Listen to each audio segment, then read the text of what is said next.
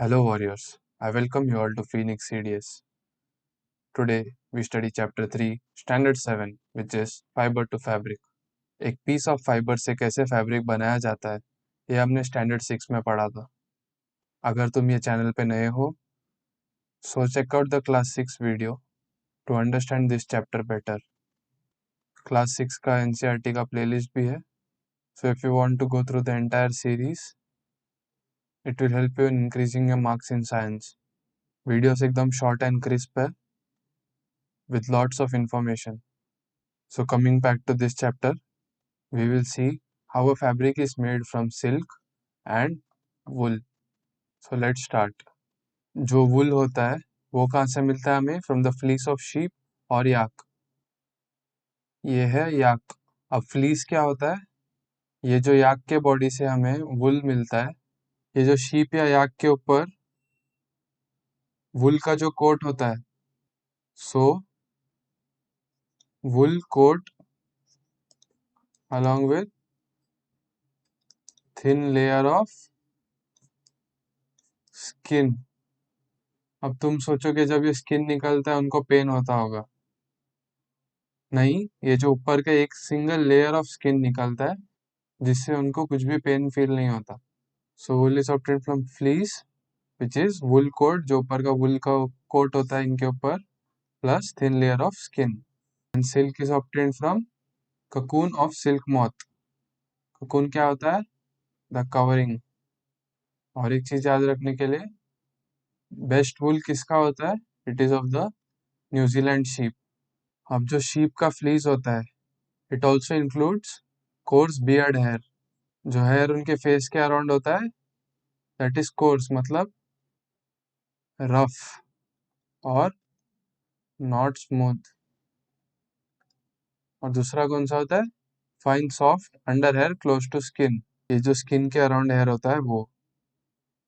सो अब जब तुम्हें फैब्रिक बनाना है, so can this rough hair be used? नहीं ना. सो शीप में some breed have only thin fine hair. कोई कोई शीप के ब्रीड में एकदम सॉफ्ट स्मूथ हेयर होता है, इसलिए सेलेक्टिव ब्रीडिंग किया जाता है. So what is selective breeding? It is the process of selecting parents for obtaining special characteristics in their offspring. तो समझो एक शीप है A, एक शीप है B और एक शीप है C. A के पास है स्मूथ और लॉन्ग हेयर, B के पास है कोर्स और लॉन्ग हेयर, एंड C के पास है स्मूथ एंड फाइन हेयर. तो अगर फैब्रिक बनाना है तो कौन सा एकदम A and C, right? So इन दोनों का ब्रीडिंग किया जाता है. This process is known as selective breeding. So कुछ टाइप के वुल हमें कहाँ से मिलता है वो हम ये स्लाइड पे देखेंगे. द याक वुल, ये जो इमेज में है that is the yak from Ladakh. So the best yak wool is obtained from the yak of Tibet and Ladakh. Next is the mohair type of wool. ये कहाँ से मिलता है? It is obtained from angora goats of Jammu and Kashmir. ये image में आप देख सकते हो, it is the angora goat. और जो वर्ल्ड फेमस पश्मीना शॉल है, it is obtained from Kashmiri गोट. ये पश्मीना शॉल जो गोट से मिलता है, this is the image of that. ये गोट का wool is very soft. Next we see llama and alpaca. ये दो ब्रीड है ऑफ कैमल्स. ये कैमल है दोनों, और ये हमें कहाँ देखने मिलता है? It is in South America. इन दोनों का fur is used as wool. अब ये इमेजेस में ही आप देख सकते हो कि सबका वुल का टाइप अलग है. This has long hair, this has curly hair, this has long and soft hair, and this has another type of hair. अब हम वुल को निकालने एंड उसके बाद फैब्रिक बनने तक का प्रोसेस समझेंगे. First step in obtaining wool is shearing. इसमें हमने देखा the fleece of the sheep along with thin layer of skin is removed.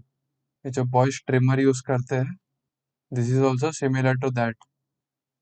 A trimmer kind of tool is used to remove a thin layer of skin and the wool. Next step is scouring. ये जो thin layer of skin और जो wool obtain हुआ है, that is then washed in tanks to remove grease, dust and dirt. जो भी कचरा या मेल उसमें जमा रहता है, ये टैंक्स में धुला जाता है। नेक्स्ट क्या है? सॉर्टिंग। हमने ऊपर देखा कोई हेयर सॉफ्ट होता है, कोई हेयर कर्ली होता है। So the different types of hair are separated. Next is cleaning of burrs. अगर तुमने वुलन स्वेटर पहना होगा, सो आफ्टर सम टाइम ऐसा छोटा छोटा सर्कल्स फॉर्म होने चालू हो जाता है। So these small fluffy fibres are removed. Sorting and cleaning up हो गया। The next is now dyeing. So ये जो भी फाइबर है, जो कलर हमें चाहिए उस कलर में इसको डाई किया जाता है। डाई करने के बाद it is combed, it is straightened और कोम्ड। एक बार ये सीधा स्ट्रैंड मिल जाता है, it is then rolled into a yarn. So ये प्रोसेस ऑर्डर वाइज कैसे जाता है? First is shearing, then is scouring, then is sorting, then is cleaning of burrs, then dyeing and rolling. ये इमेज में आप देख सकते हो how a sheep is sheared। उसके बाद टैंक्स में से कैसा धोया जाता है, in this and in this image. और ये इमेज में how it is rolled into a yarn। अब ये जो सॉर्टिंग किया जाता है, सो ये जो सॉर्टिंग जो करता है sorter, his job is very risky. while sorting out this wool, he is infected or can be infected by bacterium anthrax। और इससे एक फेटल यानी कि जानलेवा ब्लड डिसीज होता है, which is also known as sorters disease. हमने वुल का प्रोसेस तो समझ लिया। Next we will see how a silk fabric is made. So पहले क्या होता है? Rearing of silkworm. To obtain silk threads from cocoons, silkworms are raised under suitable conditions of temperature and humidity. Female silk moths lays 100 of eggs at a time. ये पहले female silk moth आके अंडा देती है। सो hundreds of सिल्कवर्म्स are there. सो ये सिल्कवर्म्स को उनको जैसा कंडीशन सूटेबल है वैसा दिया जाता है, so that when they get to the next stage they can be use to obtain silk. Next process क्या होता है? रीलिंग। वो जो तुम इंस्टाग्राम में दिन भर रील्स चलाते रहते हो वो नहीं। It is the process of taking out thread from cocoon to use as silk. ये जो ककून से थ्रेड निकाला जाता है उस प्रोसेस को बोलता है रीलिंग। अब ये जो रेयरिंग ऑफ सिल्कवर्म है, specifically to obtain silk, this process is known as sericulture. Steps तो समझ लिया ना, अब डिटेल में देखते होता क्या है। पहले जो सिल्क मॉथ होता है वो अंडा देता है, वो अंडे में से निकलता है सिल्कवर्म। एंड ये जो कैटरपिलर या सिल्कवर्म है उसका नेक्स्ट स्टेज पे जाता है फॉर्मेशन ऑफ प्यूपा। ये जो सिल्कवर्म है वो खुद के लिए एक नेट जैसा स्ट्रक्चर बना लेता है, एंड उसके बाद वो अपना सर ऐसे साइड बाय साइड घुमाते रहता है to form a figure of 8। And यही मूवमेंट करते वक्त द कैटरपिलर और द सिल्कवर्म एक फाइबर सीक्रेट करता है which is made up of protein, जो हवा को जब एक्सपोज हो जाता है इट बिकम सिल्क फाइबर। वो खुद को कंप्लीटली कवर कर लेता है सिल्क फाइबर से and then turns it into pupa. Pupa is the covering, outer covering. When the silkworms are reared, इन्हें मलबेरी लीव्स दिया जाता है। ये लीव्स खा खा के वो मोटे हो जाते हैं। ये मलबेरी लीव्स का साइंटिफिक नेम क्या है? It is Morus alba. An amazing fact is a soft silk yarn is as strong as comparable thread of steel। अगर एक सिल्क yarn लिया हमने, imagine of this size, and और एक हमने लिया स्टील का थ्रेड, सो ये जो सिल्क का yarn है it is more stronger than वही साइज का थ्रेड ऑफ स्टील। ये कुछ सिल्क टाइप्स के नाम है।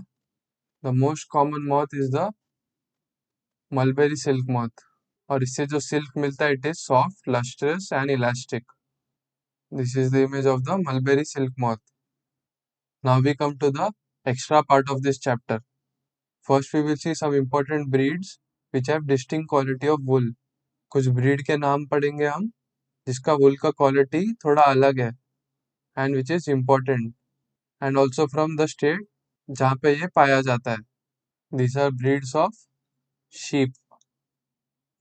सो first is Lohi breed of sheep. इसका वुल का क्वालिटी कैसा है? It is good quality of wool. And कौन से स्टेट में पाया जाता है? राजस्थान एंड पंजाब।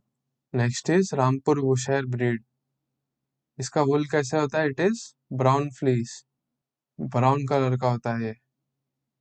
और ये कहाँ पे ज्यादा मिलता है? It is Uttar Pradesh and Himachal Pradesh. Next breed क्या है? Nali, mainly use for carpet wool. ये कहाँ पाया जाता है? Rajasthan, Haryana and Punjab. The Bakarwal breed, इसका यूज क्या? It is woollen shawl. Shawl सुन के पहला आना चाहिए जम्मू एंड कश्मीर याद। So it is found in Jammu and Kashmir. और मारवाड़ी और पटनवाड़ी दोनों गुजरात में पाए जाते हैं। मारवाड़ी का फीचर है it is coarse wool. Coarse का मतलब क्या था? Rough and not smooth. और Patanwadi is use for hosiery, इसका मतलब है सॉक्स या टाइट्स। ये टेबल इंपॉर्टेंट है, याद रख लेना। मैच द कॉलम में डाल के पूछा जा सकता है। एक ऑक्यूपेशनल हजार्ड हमने ऊपर पढ़ा था, which is the sorters disease. वो किससे कॉज होता है? एंथ्रैक्स बैक्टीरिया से। हम कुछ और ऑक्यूपेशनल हजार्ड्स भी देखेंगे। First is anthracosis. ये कहाँ पे होता है? कोल इंडस्ट्री में, कोयले के इंडस्ट्री में। यहाँ पे डस्ट बहुत ज्यादा होता है। सो जो यहाँ पे काम करते हैं वो डस्ट अंदर ले लेते हैं। सो इनको होता है black lung disease. Next is silicosis. ये कहाँ पे होता है? सीमेंट इंडस्ट्री में। सीमेंट में एक मटेरियल प्रेजेंट होता है विच इज सिलिका। ये मटेरियल हमारे स्किन से रब होके होके डैमेजेस द स्किन, एंड जब ये हम इनहेल या अंदर भी ले लेते हैं it damages the lungs. Next is byssinosis. ये होता है कॉटन इंडस्ट्री में। यहाँ पे जो काम करते हैं वो कॉटन डस्ट इनहेल कर देते हैं। So after they inhale this dust they have respiratory issue. अब हम देखेंगे सिल्क मिला कैसा था, उसकी कहानी। सो ये स्टोरी स्टार्ट होता है चाइना से। चाइना में एक एम्प्रेस थी जिनका नाम था जी लुंग शी। इधर था एक मलबेरी का पेड़, और ये एम्प्रेस यहाँ पे चाय पी रही थी। सो ये मलबेरी के पेड़ में क्या होता है? सिल्कवर्म्स होता है ना। सो उसमें से एक सिल्कवर्म आके उनके चाय में गिर गया, एंड द सिल्कवर्म जो गर्म चाय में गिरने के बाद उसका ककून या जो आउटर कवरिंग होता है वो ओपन हो गया। एंड धीरे धीरे वो जो सिल्क का थ्रेड यानी कि जो प्रोटीन में वो खुद को कवर कर लेता है वो ओपन होने लग गया। And this is how silk was obtained. अब ये एम्प्रेस ने जाके अपने एम्परर को बता दिया जिनका नाम था Huang Ti. He was also known as yellow emperor. UPSC ऐसा भी पूछ सकता है who was the yellow emperor and what was he associated with. So yellow emperor was associated with silk. So ये एम्परर जो राजा था उसने सिल्क के बारे में किसी को बताया ही नहीं। For more than 100+ years China was alone producing silk and silk products. जो भी कपड़ा बनता था चाइना अकेला वो करता था। उसके बाद the silk route was made. ये इमेज में आप देख सकते हो जो मार्किंग्स है that is the silk route. And ये रूट पे इनिशियली मोनोपोली था चाइना का। इसका मतलब चाइना अकेला मेन प्लेयर था।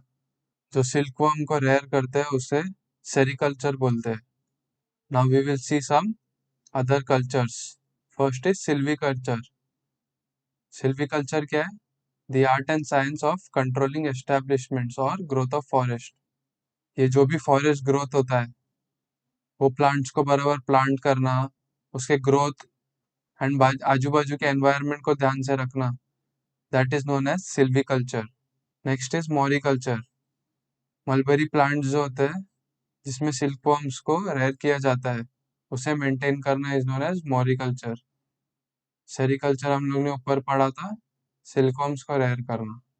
एंड ऐसे ही फिश को संभालना इसको क्या बोलते हैं? Pisciculture. Fish are known as spices, right? उससे ये नाम डिराइव होता है विच इज पिसीकल्चर।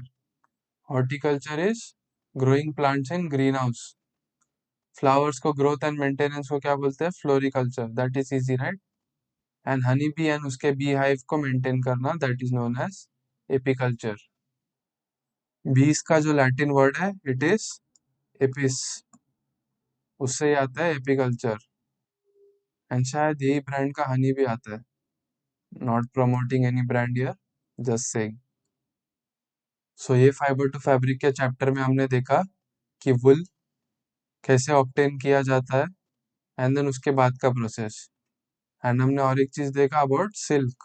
सिल्क का स्टोरी सुना हमने, कैसे एक सिल्क वर्म अपने नेक्स्ट स्टेज में जाने के वक्त खुद को एक कवरिंग में बंद लेता है and from that we obtain silk fibres. Class 6 या स्टैंडर्ड 6 के फाइबर टू फैब्रिक के चैप्टर को भी आप देख सकते हो, which will help you understand fibre and fabrics better. So ये चैप्टर के लिए इतना ही। Thank you very much, take care, जय हिंद।